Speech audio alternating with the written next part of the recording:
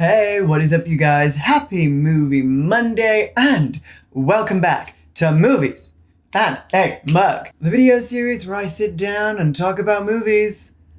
That's putting on a mug, get it? So last week we talked about the Nazi space comedy Iron Sky and my thoughts on the movie were kind of mixed. I definitely enjoyed parts of it, those parts predominantly being any bit with the president or any bit with Vivian, but there were also a fair few parts that I just really didn't like, predominantly the relationship between Renata and James, because as I mentioned in the movie, I don't think that people of color just stop having morals because you put a cute white woman in front of them. But there were a few things that I wanted to chat about, that I wanted to discuss, that kind of arose as a result of me posting that video. So you wouldn't know it by looking at the YouTube comments section, but if you went onto Reddit or if you went onto Facebook, there was actually a fair amount of engagement with the video. As you may know from some of my other videos, I tend to post these on the Bad Movies subreddit and sometimes have a chat with the people in the comments. So this is the comment section from the Bad Movies subreddit and the Sci-Fi subreddit, because that's where I posted both of those. And also there were a few comments from people on the video in Midnight Classics Facebook group. And there were a couple of common themes that I just kind of wanted to talk about just a little bit before we get into today's movie. The first is that I got a lot of people telling me to watch the sequel, which they were trying to sell it to me by saying that Hitler rides a T-Rex, and okay, yeah, that part of it does sound kind of fun. Like, that does sound like something I would be interested in. So maybe in a few weeks or a couple of months, I'll get around to watching the sequel. Some people said it was really, really bad, and other people said that it was comedy gold. And that was also kind of the response that I got to Iron Sky. Then there were some people who said that my take was, quote, too woke, which really fucking confused me. I thought that I made it pretty clear that I went into the movie understanding that there was going to be space nonsense, being like, okay, well, the movie is about Nazis on the moon, and that's already an unrealistic premise. And it's a bad B movie, of course it's going to be an unrealistic premise, so I'm going to accept that. And then my critiques were about the interpersonal relationships that I didn't think made internal sense within the movie. I didn't think it was very good messaging to have an enemies to lovers subplot between our black guy and a Nazi when the Nazi showed pretty much no remorse whatsoever and was just pretty. Like, they really needed to develop it a little bit if they were gonna do that. Otherwise, it's just a little bit offensive and not in a funny way. I had one guy on Facebook who said, "You're missing the whole point. They are space Nazis.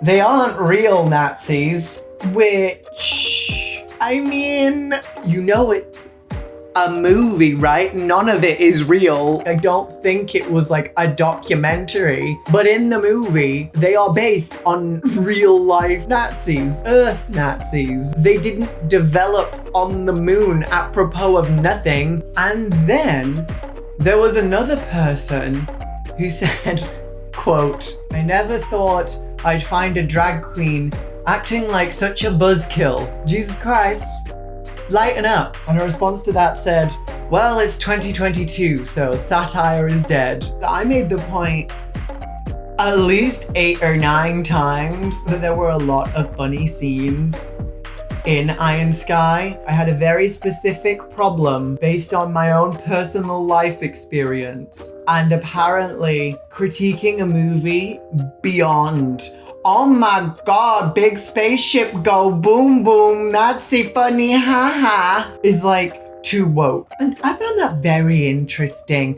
It seems like you don't like a person of color pointing out illogical inconsistency about people of color because it makes you feel uncomfortable at laughing at people of color. I love that for you. Oh, and this one comment in particular really made me giggle. It says, "I've seen it. A friend of mine moved to the city right when it was coming out, and we invited her to come with us to see it.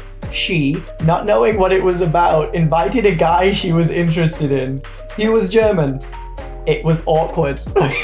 Oh, babe, best first date ever. I hope somewhere they're off living their best life. That did amuse me. However, I would like to give a special shout out to Reddit user Joe Munji 1010, who said, "My friend, if this one tickled you, I invite you to view WolfCop, which also spawned a sequel. You'll have a great time." And Joe Munji 1010, you're a real one. You are a real one because, oh my god. After reading that comment, I went to YouTube and just had a little look at the trailer. I knew immediately that I had to watch this movie because this seemed like my type of trash. It's a horror, it's irreverent, it's loud, it's funny, it's drunk. And I'm like, all of those things. So, and on the side, on like the recommended videos, was a song from the movie. So I clicked it, and it turns out this is like an original song written for the movie. And oh my god, does it slap. This, let me play it. Let me play a little bit for you. Oh damn, Mr. Wolfie got a plan. Forget Frankenstein, more like the son of Sam. Soon as that full moon hits, there's no turning back. Everything turns to black, you can kiss my hairy ass. Like, this song is called WolfCop Rap by Evil Ebenezer and Factor Chandelier, but on the YouTube video, chandelier is spelt wrong. It hits. It hits. And so, here we are today, reviewing 2014's WolfCop. Ah, the age-old question. Which Pat McGrath palette shall I use this week? Okay, so the movie begins with a splash screen and like scratch marks and a howl, and it says WolfCop. And immediately I'm like, yes.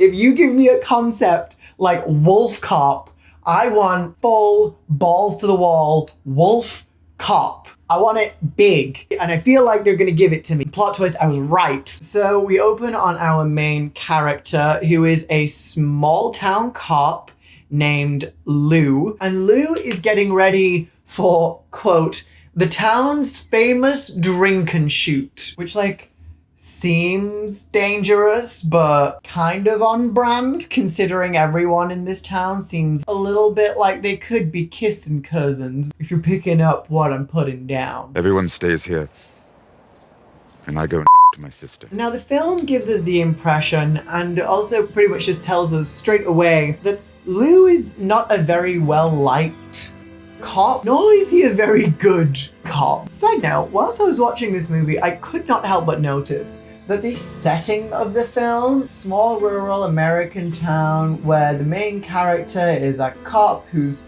maybe a little bit shit at their job, is really similar to Slither, which, you know, you can also check out in the Movies in a Mug playlist if you're so inclined. Go to direct traffic whilst you can, bitch. The movie does also make it rather apparent immediately that Lou is a raging alcoholic. So, because he is a policeman, Lou goes to meet with a local firearms dealer named Willie, who has submitted a complaint because he's seen a load of teenagers sacrificing animals in the woods. But instead of actually going to, you know, like, do his job and investigate this, he just goes to a bar and then starts flirting with the barmaid, who we find out is named Jessie. And you kind of get the feeling that, you know, the two might be interested in each other. Maybe there's a little bit of attraction there. There's certainly some flirting. Get it, Lou? Get it.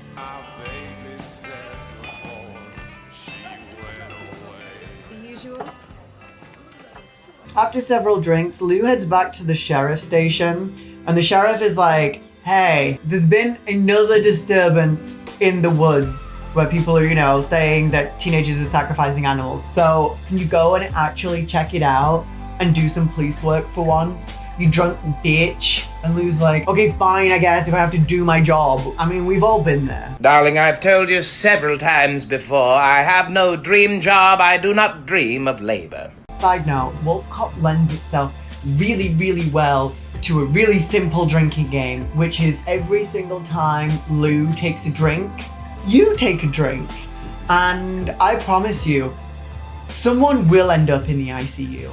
So Lou heads out to the woods and he's, wandering around, having a look for the disturbance. And all of a sudden, he's ambushed by 3 people in plague masks. And then he gets hit over the head with something. And then he wakes up and he's back in his bed. And he's like, oh, weird dream, bro. He gets up, going about his morning. He's in the bathroom. He's brushing his teeth. He looks down at his t-shirt and he sees a bit of blood. And he's like, huh, that's weird. What's that blood doing there? And he lifts up his top and there's a pentagram carved into his chest. How fucking strange. That's suspicious. That's weird. He's so numb from his blood being 98% alcohol that he has to physically see a pentagram carved into his chest to even realize it was there. That's camp.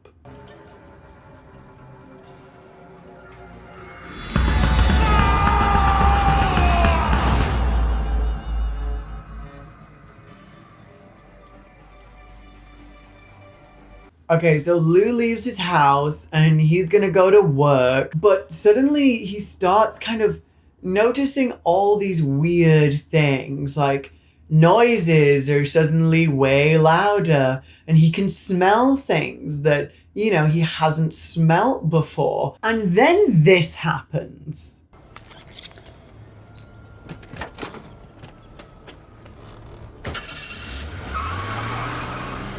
I still have no clue why this happens. I have absolutely no idea, but it's disgusting. You're nasty. You're nasty. So, some other stuff happens, Lou gets some flashbacks of what happened the night before. They find another guy who's dead and basically been torn open. But instead of really doing anything about it or any of the other things that have been happening, Lou just goes back to the bar and just starts downing shots and shots of whiskey. Reminded me of my father before he used to beat us. Too dark. So Lou's flirting with the waitress, blah blah blah blah blah. She's fitting a fuck, but before they do, Lou suddenly is in pain. His stomach is hurting, his head is hurting, and he's like, I'm feeling real funky right now. Oh, give me a second, bitch. I'ma go to the bathroom. And then we are treated to possibly the best werewolf transformation sequence in cinema history. American Werewolf in London, get fucked. Van Helsing, I don't see her. Underworld, Twilight, they can all suck a dick because this werewolf transformation is dick first. Yes. You heard correct. A dick first werewolf transformation. Lou suddenly really needs to pee, so he goes over to the urinal and he's having a piss, but he's not pissing piss. He's pissing blood. He's just pissing fuck tons of blood. It cuts to his dick and his dick starts to transform. And his oh my god.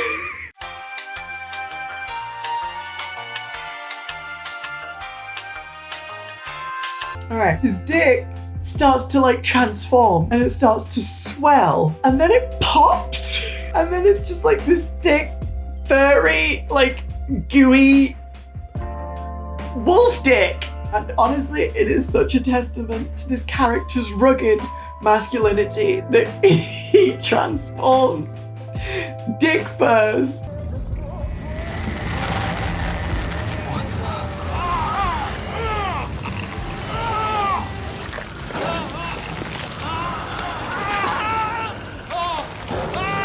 Now, normally anything that makes me laugh this much in a movie, I'd show you.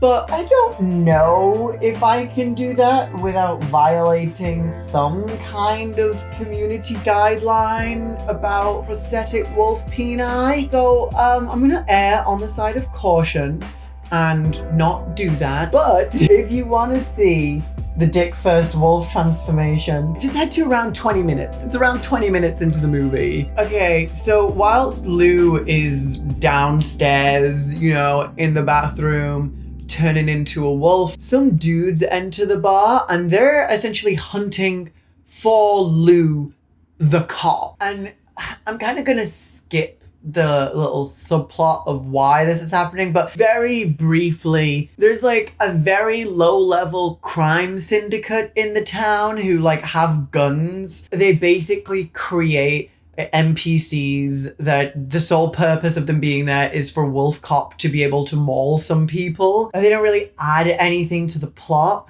So if you hear me referring to like some guys or some criminals, some gangsters, something like that, they're basically just these side characters who WolfCop can kill without the audience feeling too bad because I guess they're bad. So yeah, those guys come and they're trying to find Lou, but instead they run into WolfCop. And, you know, because they run into WolfCop, well, it's time for WolfCop to slice and dice. So WolfCop absolutely annihilates them. There's blood everywhere, gore everywhere. And then we fade to black and we cut to the next day and Lou is just chained up on a bed with a video camera pointing at him, which sounds like a good night to me. And so Willie, the guy from the ammunition store, he just walks in, he's like, "Morning, Lou. How's your butt?" Morning, Lou Guru. How's your butt?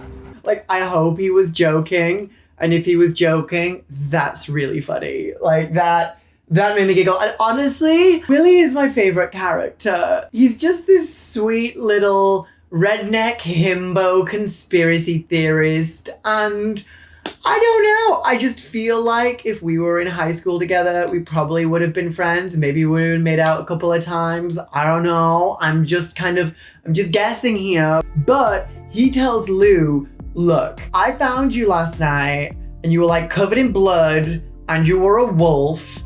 And I knew it was you because you were still wearing your like police clothes and you were drunk. But you are also a danger to everybody like in this town. So I'm gonna have to like keep you chained up at the very least until after the full moon." And Lou's like, "Okay, I guess that's fair. Just come by the police station tonight at like 8 o'clock. It's the date." So now Lou is like, "I need some more info on this whole werewolf business because this is crazy." So he goes to like the public library and he's just having a little look for, I don't know, books on the occult werewolves.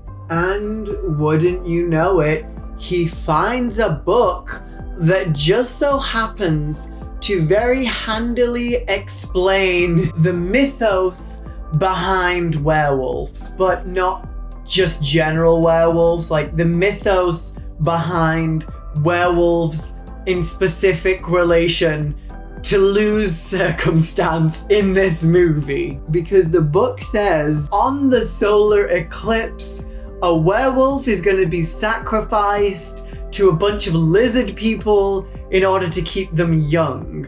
And it's like, wait, did the lizard people publish this book? Did they like get their plans like bound in hardback copy? And from the festering brine of the darkest darkness crawled forth monsters of such vile nature, whose appearance was so hideous and threatening that the author died trying to recount them in this novel.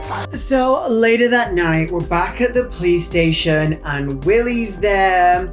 And he's like, "Hey bro, I've got some horse tranquilizers. So, you know, if you get real rowdy, we can just pump you full of these." And I was like, "Ooh, K-party." And they're just gonna sit there and get absolutely obliterated and just end up in K-holes, like on the floor, because like that would be kind of funny, but at the same time probably not make for a very rousing action movie. But no, it's like just in case he gets a little too violent, you know, they can put him down. Fine, but Werewolf in a K-hole kind of sounds like a metal band, or at least like a song that you would hear by a metal band. Okay, so whilst they're in the little jailhouse, they decide that they're going to put Lou in one of the jail cells to, you know, keep him contained. But just before midnight, one of Lou's colleagues named Tina. Now, I don't think I mentioned Tina before, but Tina is the cop that always covers for Lou being a shitty cop. She's the good cop. She shows up and she's like, "The fuck is going on with you, bro?" And I'm like, wait, so does she know that he's a wolf? Like, it's almost maybe kind of implied that she does. She acts like she doesn't know later in the movie, but this scene kind of reads like she does. So anyway, midnight hits. And now it's time for Lou to transform into a werewolf. The practical effects that they did in this movie, specifically for the werewolf transformation scene, are fucking sick. And I mean that in like a good way. Like, I really liked the practical effects. You literally see Lou pulling off his skin, and it's like slimy and gooey, and there's lots of fur everywhere, and there's like slobber. Like, it's gross, don't get me wrong, it is nasty, but like, it's really good.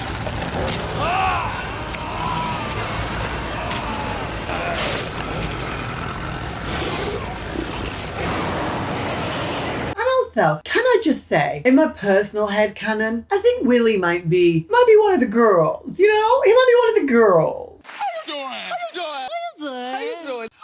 Because after the transformation scene, the movie cuts to black, fades back in, and Willie is just kind of sat, you know, outside the jail cell, and Willie says, quote, "I don't even know what it means, man, because in the dream, he looked so pretty, and it hurt so good." I mean... Why are you gay? So we hear the phone ring, and then Lou busts out of his cell, but by busts out, I mean... he just kind of opens the door. In my mind, you know, I read as, well, he was in there then because, you know, he really just wanted to spend some quality time with Willie. Because, you know, if you squint hard enough, every movie's a little bit gay. Okay, so Lou is full wolf at this point, and he's told that there's a robbery in progress, and he's like, let's go do some police work as a wolf. Grab it.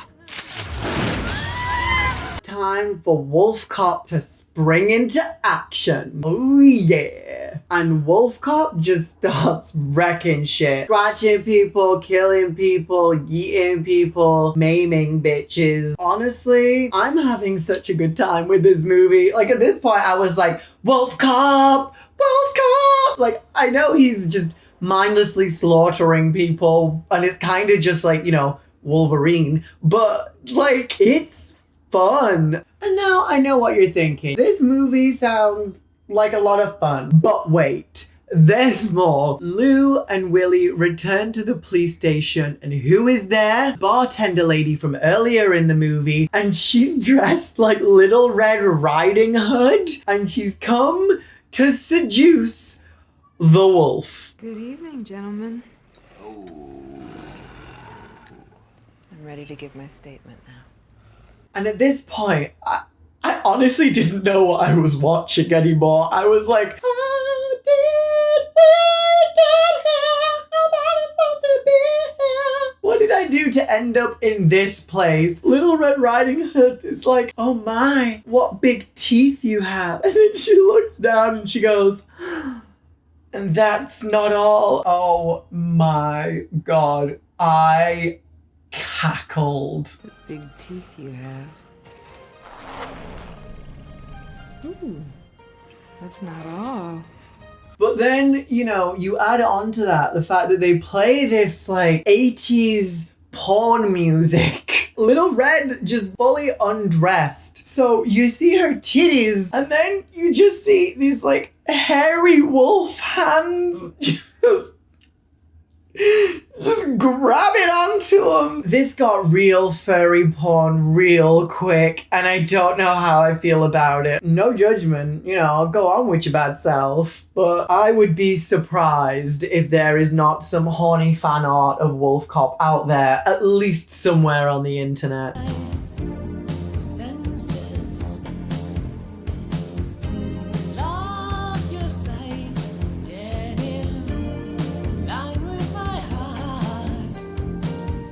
Oh, and then we cut to Willie, and he's just kind of outside in the car waiting, looking sad. And I was like, oh, poor Willie. Willie loves WolfCop, but WolfCop doesn't love Willie. All right, so we're in the home stretch here, guys. After the sex, Sarah, which is the bartender lady, she drugs WolfCop. Sarah then shapeshifts into like a very minor character who was in like maybe one scene, maybe two scenes like earlier. She doesn't really do anything, but she's the mayor of the town. So Sarah shapeshifts into the mayor, and then Willie comes back in, and then we find out that Willie has been working with the shapeshifting mayor because both of them are two of the three people who made Lou into a werewolf. Remember, the plague doctor people from the beginning of the movie. And I'm not gonna lie, that makes me really sad for Willie, but I still have hope that he's gonna have a redemption arc, so we'll see. So they kidnap Lou, but Tina, remember Lou's like colleague, she sees on the like CCTV of the prison that, well, they kidnapped Lou. So she gets suited and booted, you know, she gets like her gun and shit, and she's gonna go try and hunt down Lou. So they take Lou out to the woods and they chain him up, and then we find out who the third person in the plague doctor mask was, and that is the sheriff, so Lou's boss. And it's revealed that they chose Lou to be the werewolf because he's an idiot and because they essentially didn't think anyone would care. And yeah, the plan that he read about in that very specific book is true. They want to drink his blood, and that will keep them young and also shapeshifters? Question mark, I guess. Lou also looks at the mayor and he's like, ugh, can't believe I slept with you. You're like a 100-year-old woman. And she just looks at me and goes, what makes you think I'm a woman? Can't believe I slept with a 200-year-old woman. Who said I'm a woman? And that is the gay agenda. We're all secretly shape-shifting lizard people.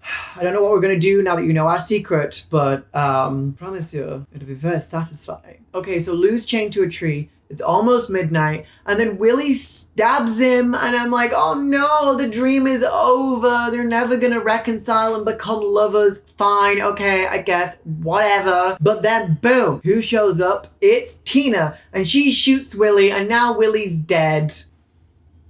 But she also shoots the chains that are holding Lou, and she frees him, so he runs off, and then they split up into like two teams of two. So you've got Tina, and she's fighting Sarah, aka the mayor lady. And then you've got Lou, and he's fighting the sheriff. Lou also runs into some, you know, miscellaneous thugs TM in the woods, and he rips them to pieces because, you know, we need some more carnage. This is nearing the end of the movie, but while he's on his rampage, he hears Tina screaming in pain. So he runs back to help her, and they manage to kill the mayor, so she's dead. But then the sheriff somehow stabs Tina. So Tina's been stabbed, and then WolfCop is all beat up, and he's been stabbed and shot and shit because, you know, of the miscellaneous thugs TM. But then just before the sheriff can kill Tina, WolfCop shoots him in the head. And I think that's it. Yeah.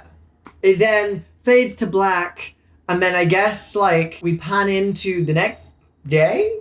Question mark? Or at least after the moon phase has ended. WolfCop is a wolf no more. At least probably until the next full moon. And then we fade to black, and that banging WolfCop song plays again. And I'm like, WolfCop! WolfCop!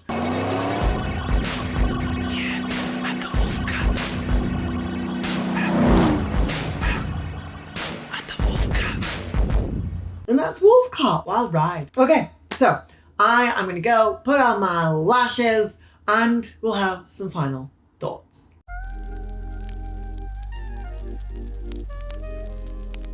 Oh, okay, I am back and